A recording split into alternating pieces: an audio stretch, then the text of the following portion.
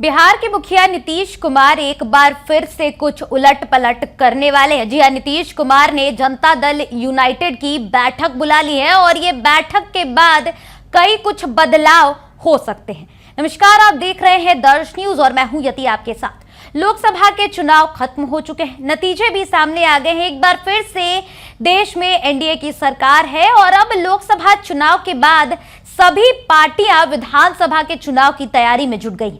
हर party में meeting का दौर शुरू हो गया है। इसी कड़ी में बता दें कि जनता दल यूनाइटेड ने भी एक बड़ी बैठक बुला ली है। राजनीतिक गलियारे में हलचल है कि इस बैठक में पार्टी के अंदर बड़े उलटफेर जरूर हो सकते हैं। जी हां, 29 जून को दिल्ली में जनता दल यूनाइटेड ने अपने राष्ट्रीय कार्यकारिणी की बैठक बुलाई है। बिहार के सीएम नीतीश कुमार ने दिल्ली में जेडीयू की बैठक बुलाई है। बैठक में पार्टी के सभी विधायक, सांसद और प्रमुखों को आमंत्रित किया गया है। बैठक में किन मुद्दों पर चर्चा की जाएगी, अभी तक इस बारे में कोई भी जानकारी सामने नहीं आई है, लेकिन बताया ये जा रहा है कि इस बैठक के बाद जदयू अपनी आगे की रूपरेखा को तय करेगा। बता दें कि बीते दिनों हुए लोकसभा चुनाव में जदयू किंग मेकर की भूमिका के रूप में सामने आई है। जदयू के 12 सांसदों ने प्रधानमंत्री नरेंद्र मोदी के नेतृत्व में केंद्र में अपनी सरकार बनाने की दिशा में अहम भूमिका निभाई है। दरअसल इस चुनाव में बीजेपी अकेले दम पर बहुमत लाने में विफल रही।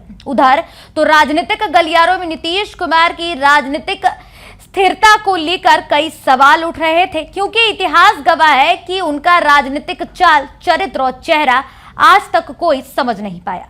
वहीं अब जब जदयू ने 29 जून को राजधानी दिल्ली में कार्यकारिणी की बैठक बुलाई है, सूत्रों से मिली जानकारी के मुताबिक जदयू प्रदेश के विभिन्न राजनीतिक कार्यकर्ताओं और कार्य के बारे में इसमें विस्तार पूर्वक चर्चा की जाएगी। अगर कहीं प्रदर्शन बेहतर नहीं हो रहा है तो पार्टी ये भी पता करने की कोशिश करेगी कि आखिर कमी कहां रह रही है। अगर कहीं खामी पाई गई तो उसे सुधार की दिशा में ले जाने का भी काम इस बैठक के बाद किया जाएगा। इस पर विचार किया जाएगा कि आखिर कमी पार्टी में कहां रह रही है। वहीं बताया यह भी जा रहा है इस बैठक को लेकर कि बैठक में पार्टी को विस्तार देने की दिशा में रूपरेखा भी तैयार की जाएगी।